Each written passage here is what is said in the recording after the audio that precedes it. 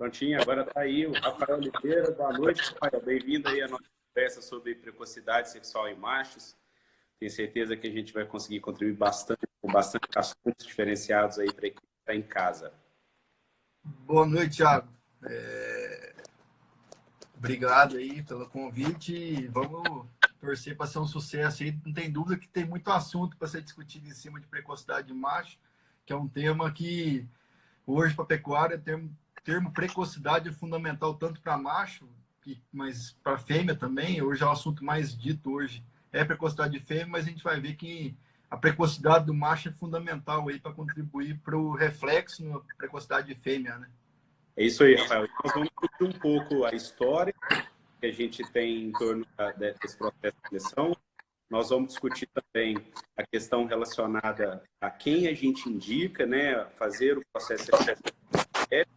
E também a gente vai trabalhar com o processo de seleção na parte crítica, né? Quais são as correlações envolvidas, qual é o caso que a gente recomenda fazer seleção com correlação para outras características, pensando na fêmea ou não, vai ser uma prova bem ampliada sobre o tema. Pessoal, então vamos começar, já são 7 horas e 1 minuto, a gente tem apenas 1 hora para fazer essa live e a gente não pode atrasar de forma alguma, tornar essa prosa extremamente interessante, né? Primeiro, a gente tem que falar que a seleção de precocidade de machos não é uma coisa nova, é uma questão que já acontece há bastante tempo. O que é novo é a busca por produção de sêmen em animais zebu cada vez mais jovens. E depois que a gente teve o fato do Renho e também do doutor da Terra Brava produzindo sêmen com apenas 9 meses, a gente tem bastante curiosidade em cima do tema e a gente, claro, quer levar esse conhecimento para vocês entenderem o que está acontecendo e por que isso está despertando tanta curiosidade. Por que tem tantas pessoas valorizando esse tema. Antes de começar, eu preciso agradecer algumas pessoas que contribuíram muito para a gente formar o conceito que vai ser aqui hoje, né? Eu queria agradecer ao doutor Pedro Aragon, que é o nosso veterinário responsável aqui pela Central, a doutora Roberta Geral, inclusive vai entrar conosco nessa live um pouco mais para o final, para a gente falar de metodologia de seleção, e também ao doutor Argel Silveira, da NCP, ao doutor Luiz Carlos César, da Procriar, também a professor Fernando Baldi, da Unesp, e a professora Eliane Viana Costa, lá da UFMS. Todos contribuíram demais aqui com informações para que a gente conseguisse discutir esse assunto. Antes da gente falar do que é a IPM, que é a DEP de idade e puberdade macho, a gente precisa lembrar que esse processo de seleção é um processo muito dinâmico e ele é responsível a demandas do mercado. Então, a gente tem que entender que quem está demandando essa informação é o mercado. E os selecionadores estão apenas entregando essas informações para o mercado poder trabalhar. Além disso, quando o mercado demanda uma determinada informação, a gente tem o desenvolvimento de metodologias para a coleta dessa informação e, por fim, a publicação dessas informações. Ok? E o processo é um processo evolutivo. Então, tudo começou há muito tempo atrás, quando a gente tinha aí a seleção para peso ao sobre-ano, ou peso ao ano. Seleção para peso. Tem uma correlação entre peso e perímetro escrotal que é grande. E ao naturalmente selecionar para peso, as pessoas já estavam selecionando a precocidade sexual no macho e não sabia. Posteriormente, a gente teve a seleção para as DEPs de perímetro escrotal, não é isso, Rafael? Tiago, existem vários trabalhos, né,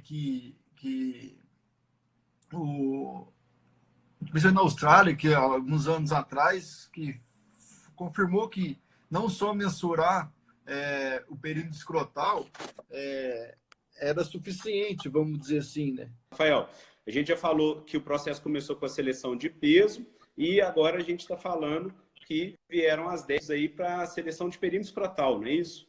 Isso, Thiago. E existiam trabalhos que só a mensuração, vamos dizer assim, que de 28, você enxergava animais de 28 centímetros, animais de 32 centímetros, só isso bastava para definir se o animal era púbreo ou não, né?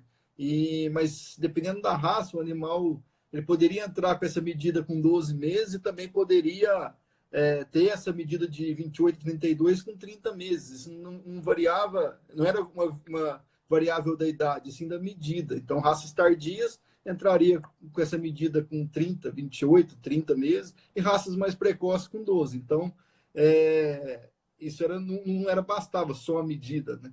E depois, com o tempo, foi entrada a mensuração com 365 dias ao ano, né? E isso já foi uma coisa interessante, porque você passou a acelerar busca por animais com essa medida mais cedo. Isso foi fundamental. E para você ter ideia, Thiago, em 2006, a venda da Alta era top 60% para essa característica de perímetro escrotal ao ano, né? E hoje se busca animais top 2. Hoje a média de venda dos touros nossa é top 2. Quer dizer que o mercado demanda muito isso. E também isso é reflexo da seleção de vários criadores importantes aí, buscando animais de perímetro escrotal maior mais cedo, buscando aí, com certeza, uma precocidade, né? É isso aí. Então, antigamente, a gente assumia que de 28 a 32 centímetros já era suficiente para considerar Isso. o Uber. Isso não era uma medida precisa e não era uma verdade absoluta. Uhum. Vieram as DEPs para nos ajudar. As DEPs têm sido abraçadas pelo mercado, como você disse, que hoje o touro médio vendido pela Alta é top 2, e a gente já consegue medir esse perímetro escrotal ao ano. E agora vem a idade de puberdade aos machos. Essa DEP, pessoal, é uma DEP medida em meses. E quanto mais negativa, melhor. Ou seja, quanto mais abaixo da média, mais jovem o animal produziu esse sêmen precoce, melhor, mais precoce será o animal. E quanto mais positiva, pior. Para quem tem dificuldade de entender essas questões da DEP, a gente tem que lembrar que tem um percentil que ajuda a gente bastante nesse sentido. Então, os animais que vão para próximo a top 0,1 são os animais mais precoces. E os animais mais próximos a top 100 são os animais mais tardios. Essa DEP, gente, ela vem para revolucionar o mercado, porque ela é uma DEP medida direta no indivíduo. Eu estou olhando espermatozoides no microscópio, literalmente, eu tenho certeza absoluta que o animal está entrando em puberdade. Ao contrário do perímetro escrotal, que é uma DEP indireta, porque antes, a medida do perímetro escrotal, eu subentendia que esse animal estava em puberdade, eu não tinha essa certeza absoluta. E quando a gente passa a ter uma DEP de medida direta, a gente tem bastante mais acurácia e mais assertividade no processo de seleção. Ok? Então agora a gente tem certeza se todo animal está realmente púbere, e a medida de perímetro escrotal deixa de ser uma referência nesse sentido, à medida que a DEP de idade, a puberdade macho, começa a se consolidar. Mas por que as pessoas estão selecionando para essa DEP, né? Qual que é o benefício direto buscado nessa DEP, né? O maior benefício são para as fazendas de seleção que estão tentando acelerar o ganho genético através da diminuição de intervalos de geração. Ou seja, eles querem usar sêmen de touros cada vez mais jovens para que a gente tenha os pais ainda muito jovens quando os seus filhos nascerem. Isso acelera o ganho genético. Essa é uma receita de muito sucesso, já utilizada em diversos lugares e já é uma realidade aqui no Brasil na raça Nelore. Aqui na Alta a gente está bastante acostumado a trabalhar nesse cenário, não é, Rafael? Thiago, na raça holandesa é interessante, você está falando da busca realmente aí de touros jovens na raça Nelore. A gente tem buscado cada vez mais touros jovens para ingressar na nossa bateria. E na raça holandesa, Thiago, dentro da bateria da Alta, 90% dos touros hoje são filhos do primeiro ejaculado do pai dele, ou seja, animais aí, filhos de touros já de 7 a 8 meses, quase um bezerro, vamos falar assim aqui no Brasil, em novilhas aspiradas antes de 1 ano. Isso é fundamental para você diminuir o intervalo de geração aí menor que 18 meses, né? Então, isso é impressionante dentro do holandês. Então, pessoal, só retomando, a gente acabou de falar dos benefícios buscados por quem trabalha essa DEP, né? O principal benefício é diminuir o intervalo de gerações e acelerar o ganho genético. O Rafael contou sobre a situação dos tourinhos holandeses na Alta, onde 90% deles têm um intervalo de geração menor do que 18 meses. Então, é realmente um ganho genético muito acelerado. Além disso, uma coisa importante é a gente saber o que a gente está comprando. Por exemplo, quando a gente vai comprar touro no leilão, às vezes a gente está comprando 2 touros com o mesmo circunferência escrotal, mas com potencial púbere completamente diferente. A DEP vem exatamente para mostrar isso, porque às vezes o fenótipo está mostrando que são touros iguais. E a DEP está conseguindo diferenciar esses animais. Além disso, a gente tem uma seleção indireta para fêmea, ao trabalhar com a seleção para machos, tá certo? E a gente tem uma vantagem em relação à metodologia que a gente faz para identificar esses machos públicos. A primeira metodologia é, primeiro, um manejo mais facilitado. A gente leva os animais até o curral, o Rafael vai explicar para vocês daqui a pouco como isso acontece, e a gente consegue medir esses animais mais cedo de forma mais simples do que, por exemplo, expor as fêmeas ainda precoce, ter que tratar desses animais. Outra vantagem importante é em relação ao prazo para se provar os animais. Com 15 meses eu consigo descobrir se um macho é precoce, né, na metodologia que a gente tem atual. No máximo, né, com 15 meses. Já para eu descobrir se uma fêmea ela vai atender a qualificação de DF3P, por exemplo, a gente tem que esperar 2 anos e meio. Para stability, a gente tem que esperar entre 6 e 7 anos. Então, é uma medida de DF mais rápida, não é isso, Rafael? Thiago, e outra vantagem grande é que no macho você consegue multiplicar isso mais, né? Essa característica, porque via inseminação artificial você consegue multiplicar um macho muito mais do que se utilizar, selecionar uma fêmea só e ter um produto só dela, enquanto o macho você pode ter até, vamos dizer assim, Deus sabe quantas doses ele pode vender. Já tem touro jovem que vendeu 15, 20 mil doses, 25 mil doses, e esse touro disseminar essa precocidade de forma muito mais ampla do que se procurar só em fêmea, né? E escolher, quando você vai escolher um touro de central, ser altamente criterioso, né? Uma intensidade Sim. de seleção muito grande.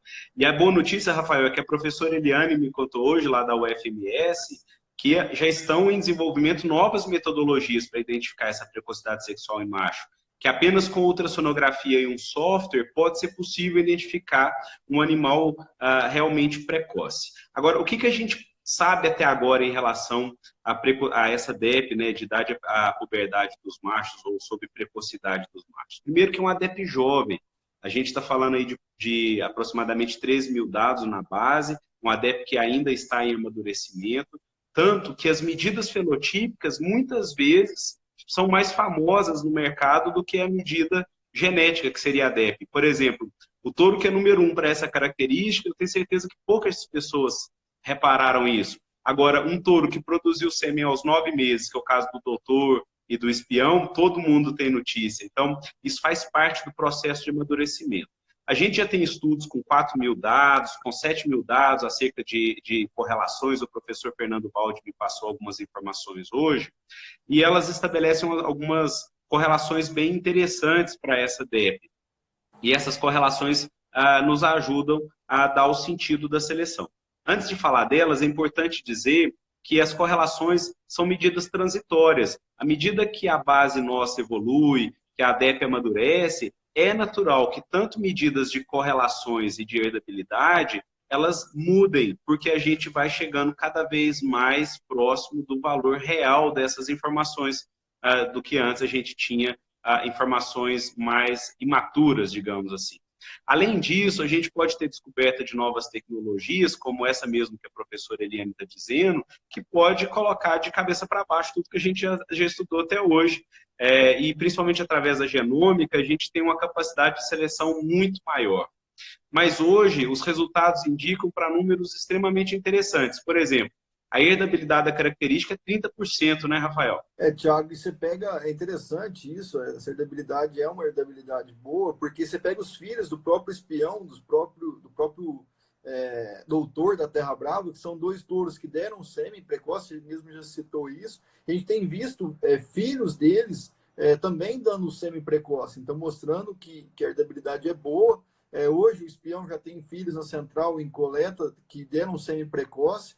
Já está reingressando mais filhos dele agora nessa safra H. Na Terra Brava, estava conversando com o Luiz César hoje, ele tem falado que lá o doutor deu nessa safra touros com semi-precoce também, fora em outras fazendas que utilizaram o doutor. A gente tem relatos também de animais que deram semi-precoce, mostrando que é uma característica que vale a pena selecionar, porque ela é transmitida de forma muito interessante, né? Essa herdabilidade é uma herdabilidade muito boa.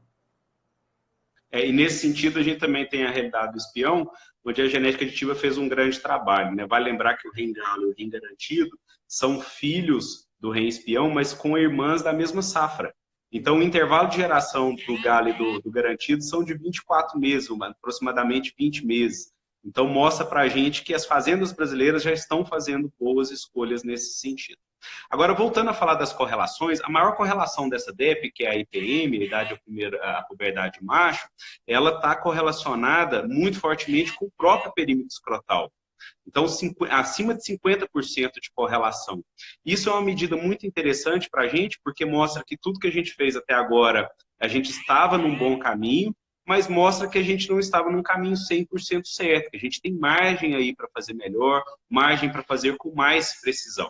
Isso acontece, segundo a professora Eliane estava me contando hoje, inclusive eu já vi que ela está participando aqui hoje, eu queria mandar um abraço para ela, é o próprio efeito da testosterona dentro da espermatogênese. Né?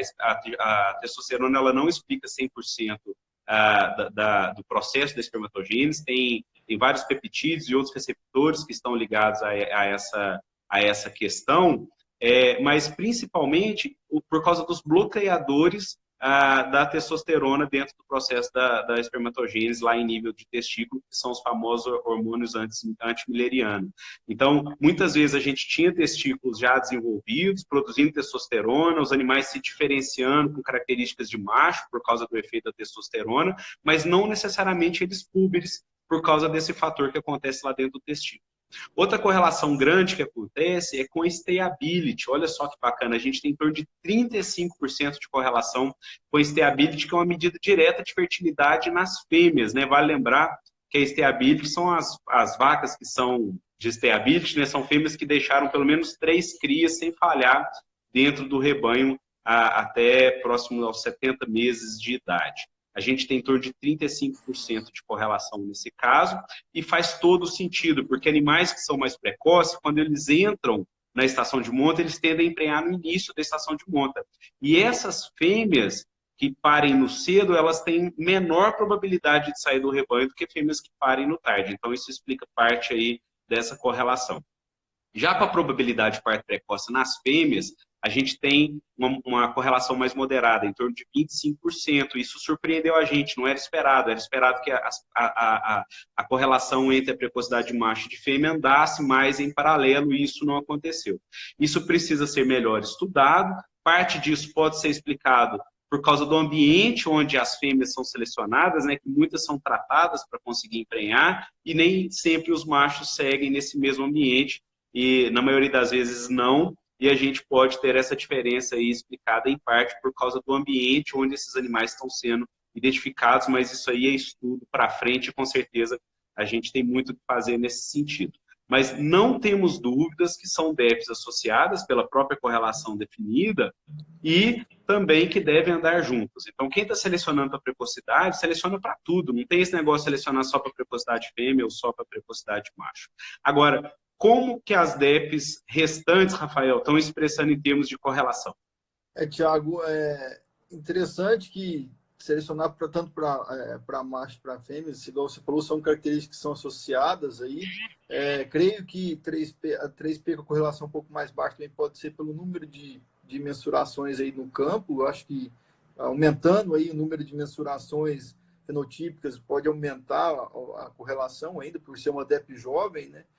Mas o principal, Thiago, é que se selecionar para precocidade de macho, não tem nenhuma característica antagônica, né, em cima disso. Ou seja, então, selecionando para ela, você não vai prejudicar nenhuma outra característica importante dentro da seleção, do seu critério de seleção. Alguma característica que não foi citada por não ter alguma correlação, uma correlação principal. Você falou da correlação com o STEI, da correlação com 3P, e principalmente com o perímetro escrotal, mas as que não se provaram com correlação alta, ela não interfere em nada. Então, se ele selecionar para a precocidade do macho, não vai interferir, por exemplo, em acabamento, porque ela não tem antagonismo com ela. Então, isso é fundamental. Então, você pode selecionar para precocidade de macho, que você só vai acrescentar, você não vai tirar nenhuma característica negativa aí disso, né? É isso aí, Rafael. Eu queria mandar um abraço aí para a turma que está participando conosco. E está todo mundo manifestando aí, mandando um abraço para a turma. A gente está muito feliz de tê-los aqui com a gente. Uma questão importante da gente falar sobre a DEP de idade e a puberdade dos machos é que a gente vai evoluir agora, segundo a professora Eliane, para novos estudos, onde a gente vai segmentar um pouco mais essa classificação dos machos precoces, e isso com certeza deve interferir nos níveis de correlações estudados até hoje.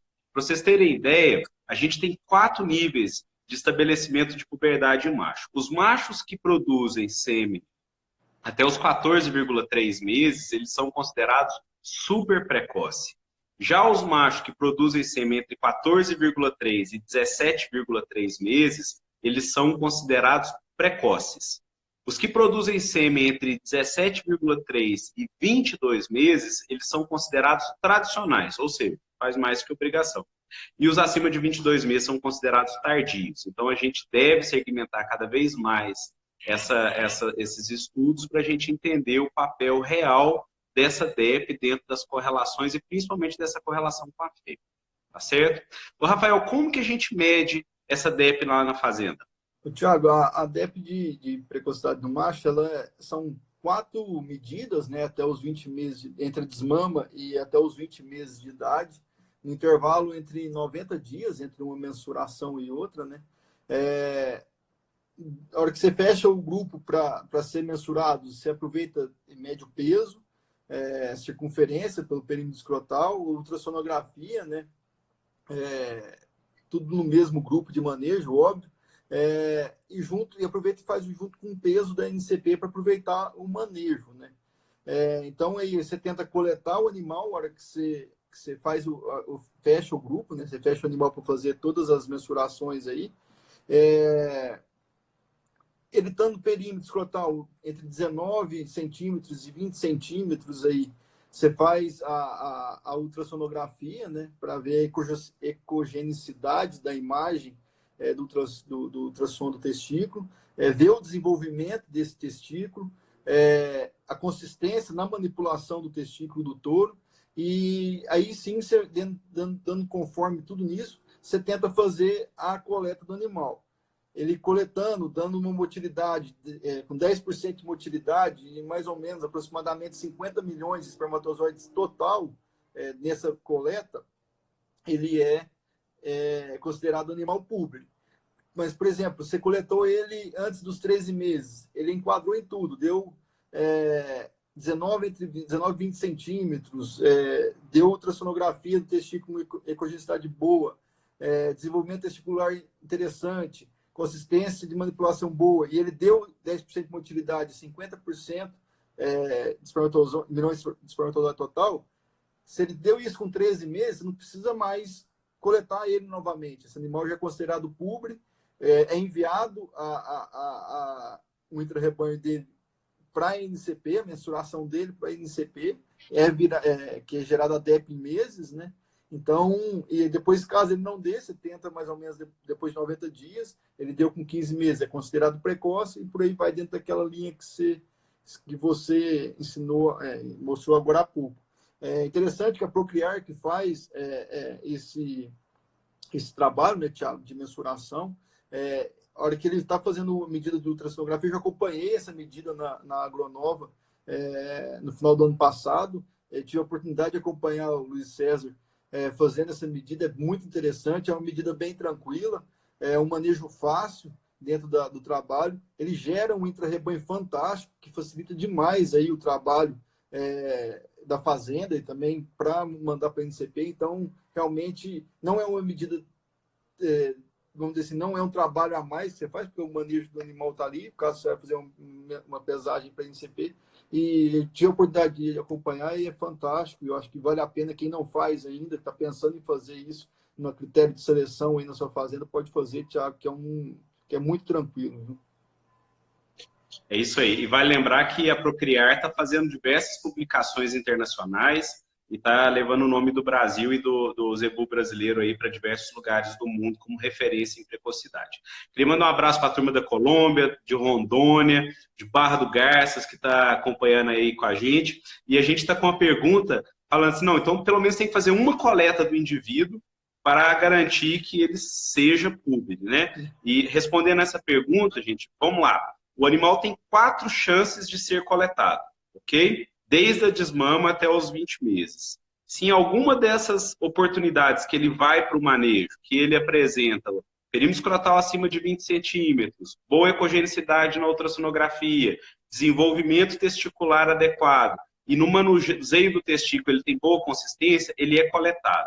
Se ele produzir sêmen com 10% de motilidade, com 50 milhões de espermatozoides totais, ele já é considerado púber e ele não é coletado mais. Agora, se ele não apresentar isso, ele vai ser tentado coletar em outra oportunidade. Tem animal que pode ser coletado 4 vezes. E tem animal que pode ser coletado nenhuma vez, porque ele não desenvolveu o testículo, não apresentou ecogenicidade na ultrassonografia. O negócio é que, como ele é coletado com eletroejaculador, é um pouco invasivo, né? A gente evita fazer a coleta sem a necessidade. Mas havendo a necessidade, os apontamentos que a gente vai ter sucesso, essa coleta é feita. É assim que acontece. Não é isso, Rafael? É isso aí, Thiago. É fundamental ter esse trabalho aí. É interessante, Thiago, que esses touros, quando vão para a central, eles dão resposta também, né? Isso que é fundamental. Os touros que a gente tem a experiência de ter coletado na fazenda, tipo, por exemplo, o próprio espião, o doutor, são touros que, ao chegar na central, eles dão o sêmen bem logo, né? Bem cedo também. É isso aí. E, Rafael, é importantíssimo a gente cuidar um pouco da nossa ansiedade em relação a isso, né? Às vezes o touro deu precoce na fazenda, a gente fica doidinho para trazer para a central e produzir, ou fica doidinho para coletar a sêmen dele na fazenda para gerar as prenhes logo. Mas tem uma diferença muito grande entre identificar o animal na puberdade e o animal estar maduro sexualmente para produzir um sêmen de qualidade. Então, para você ter ideia, esse critério de 10% de motilidade e 50 milhões de espermatozoides define a entrada na puberdade, mas um touro, para produzir um sêmen minimamente viável, ele teria que produzir motilidade de 50% e ter pelo menos 3,5 ml de ejaculado com 800 mil espermatozoides por ml. Então, assim, são quantidades completamente diferentes do que a gente está falando. Até, Rafael, vocês vão me perdoar porque a gente está falando 50 milhões, na realidade é 50 mil espermatozoides, perdão, para a puberdade. Agora aqui, pelo menos 800 mil espermatozoides por ml. Ok? Então, são condições completamente diferentes. Agora, para ele vir para a central e congelar sêmen, ele tem que amadurecer ainda mais. Por quê? Porque a gente tem um alto nível de crio aqui para colocar o touro no mercado, porque a gente tem um compromisso com a fertilidade muito grande do sêmen que vai para o mercado. Tem uma pessoa perguntando, o Fábio Eduardo, se a precocidade sexual faz parte das características avaliadas para o animal receber o RGD. E, Rafael, você poderia responder essa pergunta? Não, o RGD as características fenotípicas inerentes à raça do animal, né? Tendo o padrão racial desejado pela associação, ele recebe o RGD. A seleção para precocidade é uma seleção de melhoramento, uma ferramenta de melhoramento genético para a gente buscar animais mais precoces, né? É isso aí. O Max está perguntando que, pelo que ele entendeu, se ele já não apresenta resultados desejados nos primeiros processos, ele já não coleta. Caso apresente, ele coleta e, se der 50 mil, ele não precisa coletar mais. É exatamente isso, Max. Você teve uma compreensão bem clara aí do processo. Agora, a gente vai falar um pouquinho das vantagens de se selecionar em gado de seleção, né? Em gado, vamos falar assim, PO ou SEIP, as pessoas que fazem animais de seleção para vender genética depois, qual que é a vantagem dessa característica, né? Então, a gente está repetindo, a maior delas é diminuir o intervalo de geração. Então, uma fazenda que identifica o animal puber e antes de 1 ano, e esse animal entra em maturidade sexual logo, é um absurdo ela não usar essa genética nas fêmeas da mesma geração desse tourinho, ou seja, nas fêmeas que a gente está desafiando com 14 meses. Porque a parte mais difícil, que era identificar a puberdade, ele já fez. Então, identificou a puberdade, use logo, diminua o intervalo de geração. Agora, essa característica, ela é uma característica que não deve ser usada isolada. O animal identificado puber, ele deve ser associado às outras características produtivas, coerentes com o plano genético de desenvolvimento da fazenda. Ok?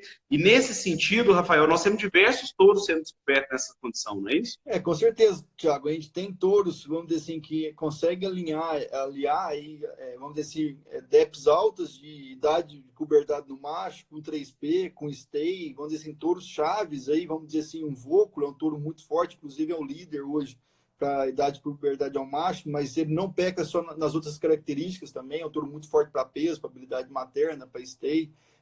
O Quarup é um touro jovem que foi usado e já está começando a nascer a produção, o Quarup da Bom Sucesso, que é um filho do Vôculo, né? Ele vem carregando esse gene aí de precocidade, de acabamento, um touro muito forte para essas características. Vamos dizer assim, do Dog, que foi um touro já líder do sumário, também muito forte para peso, para stay, para área de olho de lombo, mas com muito forte para precocidade, principalmente em macho. O Gladiador, um touro da genética aditiva, que também tem uma qualidade muito forte aí de régua de DEP, um show de régua de DEP, um filho do Dog em vaca noturno, com 3P muito alta, com IPM muito alta, com stay alta, touro muito coringa. O Cadillac da Matinha, um dos líderes aí para 3P dentro do sumário da NCP, mas também muito forte para acabamento, para de olho de lombo, para peso, um touro bem equilibrado. Então, hoje, Thiago, dentro daquele crivo que a gente busca de trazer touros equilibrados para oferecer para os nossos clientes, a gente consegue ter animais completos que, ao se utilizar em rebanhos de seleção, vamos dizer assim, você consegue agregar várias características importantes, como stay, 3P, acabamento, precocidade, que tem uma correlação alta com acabamento com precocidade. Então, hoje a gente consegue, dentro da alta, dentro daquele, vamos dizer assim, do plano genético que o nosso cliente busca, a gente conseguir oferecer a melhor genética para ele dentro daquele objetivo de seleção que ele busca, né? É isso aí. E vale a pena também conversar um pouco, né, Rafael, sobre a questão do gado comercial. Para quem produz gado comercial, essa característica, pessoal, não é uma característica que a gente indicaria como forte atenção para a seleção. Por dois motivos, né? A gente tem DEPs de mensuração direta nas características das fêmeas, né, que estão lá no gado comercial. Então, a gente deve favorecer essas DEPs. Mas aí você vai me perguntar, quando eu vou comprar um tourinho no leilão, isso não seria importante para eu olhar? Seria, mas a gente tem que, primeiro, buscar leilões onde a gente tenha, no mínimo, um andrológico feito. Se o andrológico feito, a gente tem uma garantia aí de maturidade sexual dos touros. Então, do ponto de vista de produção de espermatozoides e capacidade de emprenhar as vacas, o andrológico traria essa resposta.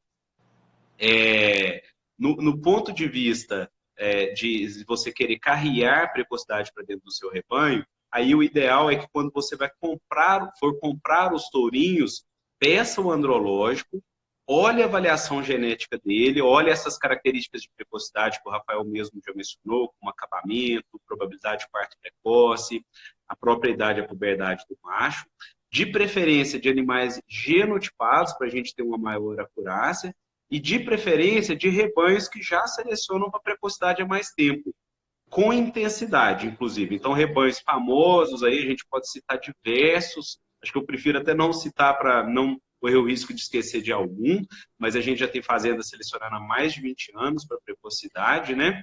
E a gente pode buscar nessas fazendas maior segurança ao comprar esses tourinhos para o gado comercial. E a gente tem que lembrar que as características mais importantes genéticas na hora da gente produzir um gado comercial são as características vinculadas à fêmea, porque a fêmea é a principal máquina que está ali no nosso rebanho, que inclusive vai trabalhar por mais de um ano ou por mais de uma safra dentro do nosso rebanho.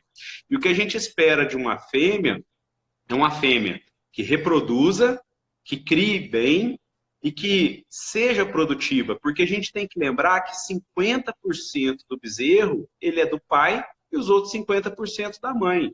Então a gente tem que construir sim um rebanho base, preocupações com medidas de peso, com medidas de carcaça, com medidas de habilidade materna, para que a gente tenha aí a questão da produção da vaca, para que ela desmame um bom bezerro, e acima de tudo, as características reprodutivas que a gente vem falando durante a palestra, que é o caso do stability, do 3P e do acabamento. e do próprio perímetro escrotal, não é isso, Rafael?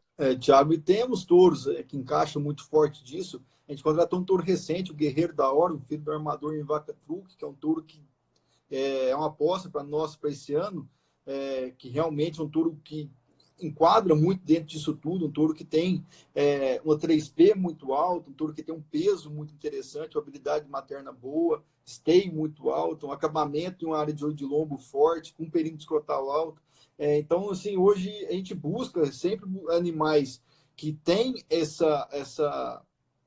conjunto de DEP interessante para atender vários critérios. Hoje tem, por exemplo, o científico, é um touro filho do USP, REM científico, que também enquadra muito dentro dessa linha. O Belo, o Goiás, que é um filho do Cartago, com vaca backup, também vem em Goiás, muito forte. O Aporé, um filho do Atolo, que você mesmo citou aí, Atolo em vaca USP, um touro muito forte para stay, para 3P. Então, hoje, Thiago, a gente, quem entrar no nosso site, aconselho a todo mundo fazer um tour no nosso site, www.altagenetics.com.br, vai lá no filtro de seleção, brinque no nosso site lá, você encontra vários touros, Thiago, que para ser utilizado em praticamente todos os objetivos de seleção aí dos nossos criadores. Então, vale a pena a gente destacar isso. Entre no nosso site, a gente busca bastante.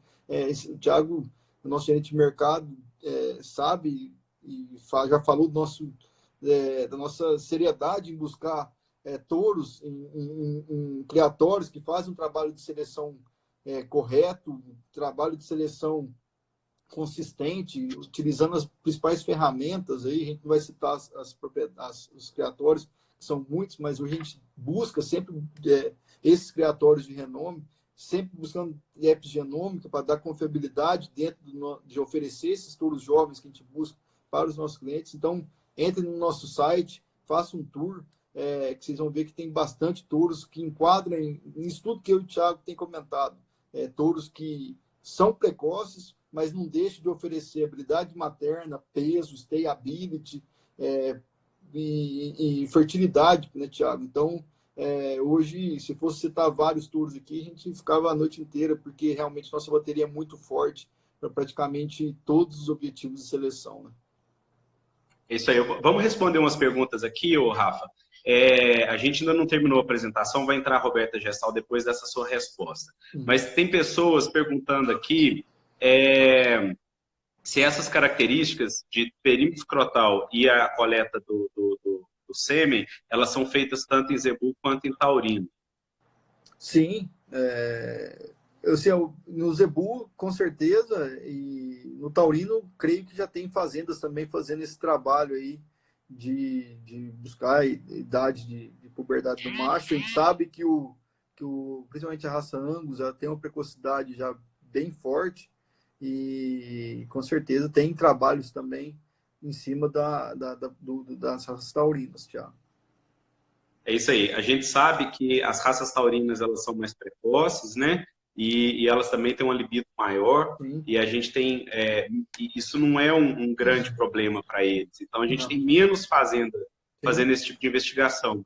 E esse trabalho da NCP realmente é o único no Brasil e acredito que seja no mundo. Eu não tenho conhecimento de todos os sumários, de todos os países do mundo para afirmar isso, mas é um trabalho único e que está sendo levado extremamente a sério. Parabéns para o Brasil e parabéns para os selecionadores que se empreitaram em investir tempo e dinheiro nessa questão, né? Junto também com os prestadores de serviço que têm feito isso de forma muito séria.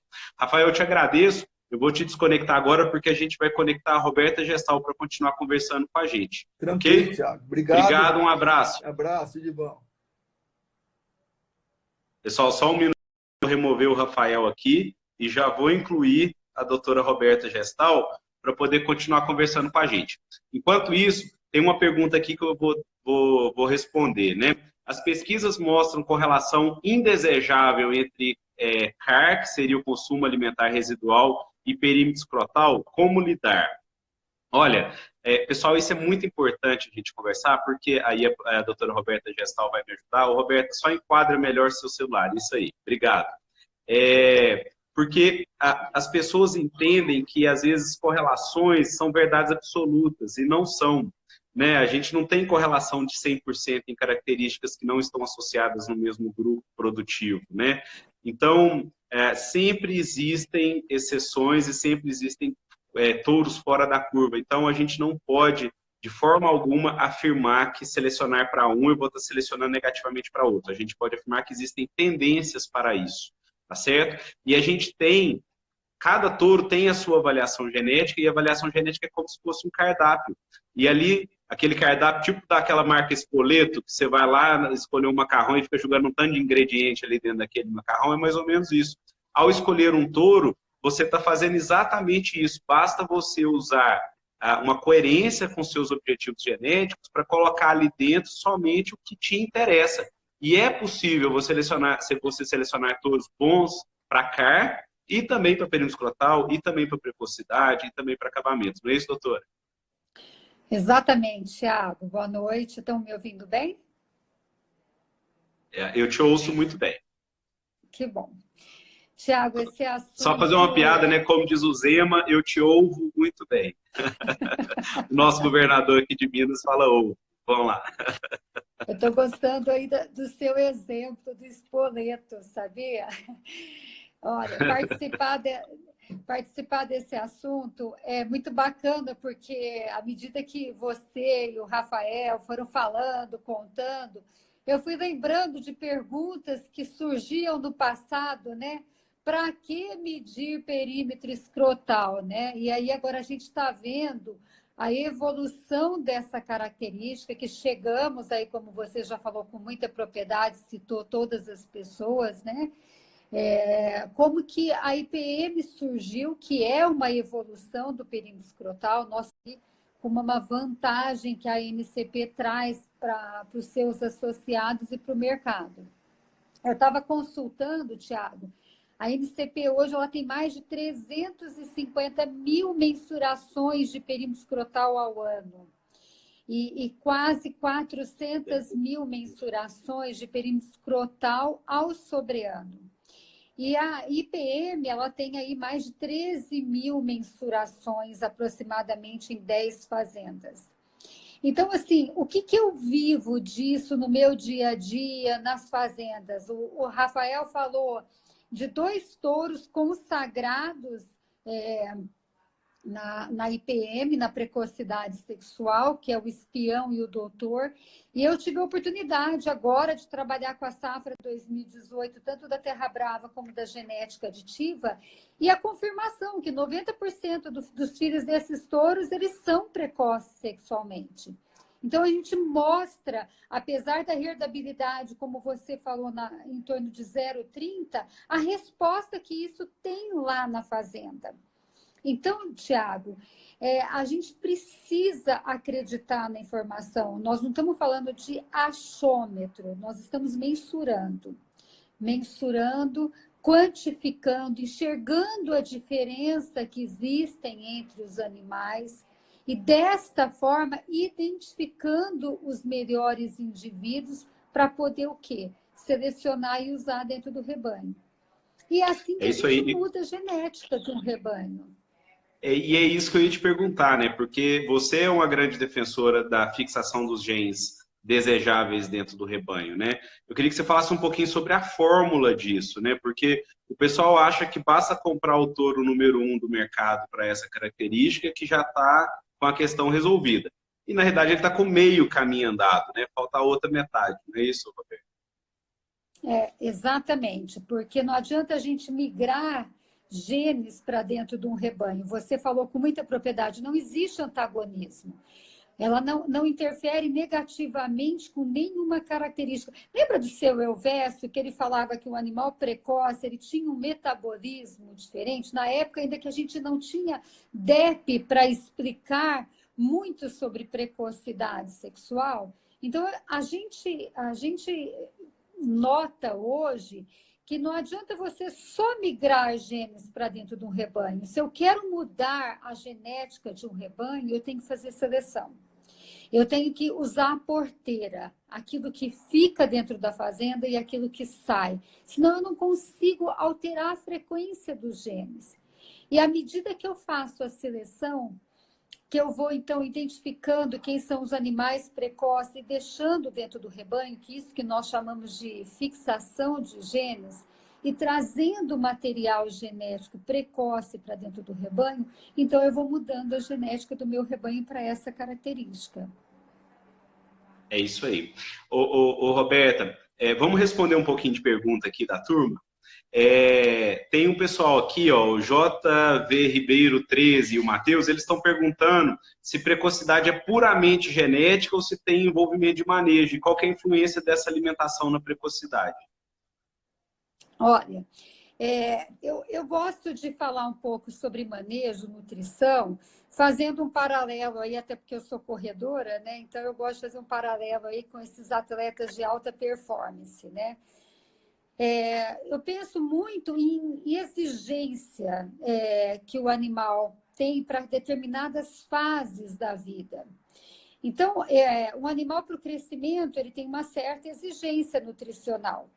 Depois, para a fase gestacional e para depois o animal reconceber, ele também tem uma exigência. Tem um trabalho do Flávio Portela, que é muito bacana, que ele vai falando dessas fases da vida do animal e qual é a necessidade que esse animal tem, a necessidade energética para suprir cada fase. E o que a natureza oferece em relação a isso. Então, a partir do momento que você começa a desafiar uma fêmea aos 10, 12 meses de idade, que ela emprenha aos 14, então ela tá em fase de crescimento. Ela fica prenha, ela tem que sustentar a gestação, porque a DEP ela é probabilidade de parto precoce. Então, ela tem que sustentar a gestação, parir esse bezerro, aleitar, e depois ela tem que suprir todas as necessidades dela nutricionais para ficar prenha novamente. Então, isso exige, nós não estamos falando de um animal, engordar um animal para uma pista ou para uma exposição ou para deixar ele mais bonito. Nós estamos falando de um manejo que possa suprir as necessidades nutricionais dessa fêmea. Agora, a gente já viu situação, e você também já viu isso comigo, Tiago, quando o ambiente, você chega num determinado ano que não chove, não tem capim e o animal expressa a genética. O que ele fala? A genética fala, eu estou presente. Então, a gente sabe que o ambiente, ele limita, mas quem determina é a genética. Então, o ambiente, ele é limitante da característica, mas a genética é quem determina a expressão daquela característica. Ótima resposta. Tem o pessoal aqui está perguntando também, o João, se um tourinho de ter sêmen de qualidade até 13 meses é considerado puber. Então, só vou reforçar, João, se ele produzir um sêmen que seja abaixo do que a gente fala de qualidade para congelar, para se vender numa central, ele já é considerado puber. Basta ele ter 50 mil espermatozoides e 10% de motilidade. Daí, até ele ter um sêmen de qualidade central, tem uma distância muito grande, porque ele precisa chegar na maturidade sexual, tá certo?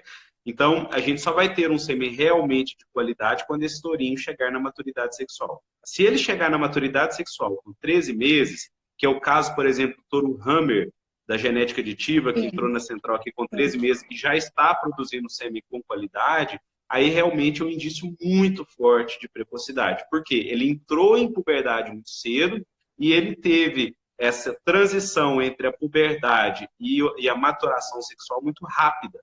E é esse tipo de animal que a gente tem que buscar. Inclusive, o Hammer deixou várias prenhez lá na genética aditiva, não é isso, Roberto? Ótimo exemplo, Tiago, para a gente mostrar como que você vai mudando a genética do rebanho e vai incorporando, né, os genes ali para você permanecer selecionando para essa característica. O Hammer foi identificado, ele produziu sêmen, ele entrou na puberdade muito precoce, com 11 meses, e ele foi coletado na fazenda e utilizado nas contemporâneas dele. É um projeto da genética aditiva onde você usa os tourinhos da mesma idade nas novilhas contemporâneas. E ele foi utilizado nessa estação de monta, coletamos, emprenhamos as novilhinhas super precoce de sêmen dele, e ele foi para a central e entrou em maturidade e congelou na central. Então, isso mostra a velocidade do animal, além de ser púbere, de atingir a maturidade. Né? E é uma construção, porque o Hammer tem uma mãe que nós chamamos de super precoce, que ela pariu antes dos 24 meses de idade.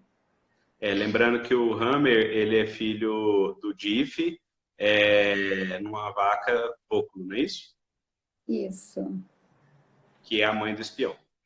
Que é a mãe do espião. Então, a vaca que já comprovou através do espião, do futuro, do faixa preta, esse potencial de precocidade. Roberta, vamos para uma última resposta. O pessoal que está mandando pergunta, nós vamos responder todas depois, vocês ficam tranquilos. E tem o Max, ele está perguntando, touros com boas DEPs para idade ao primeiro parto, para probabilidade de parto precoce, ele tem maior probabilidade de ser super precoce também? Então, Tiago, quando você analisa os dados, você falou das correlações genéticas, né? Eu estava até analisando o vôculo, porque o vôculo, ele quebra um pouco essas correlações favoráveis, né? Como não existe antagonismo, eu fui analisar a ficha do vôculo. Por que o vôculo? O Rafael falou muito bem, os filhos do vôculo, 84% entravam na puberdade precoce. E ele é top 0,1% para IPM. Quando você olha a precocidade sexual do vôculo, ele é top 9%. É ruim? De jeito nenhum. Ele está deixando 91% da base para trás.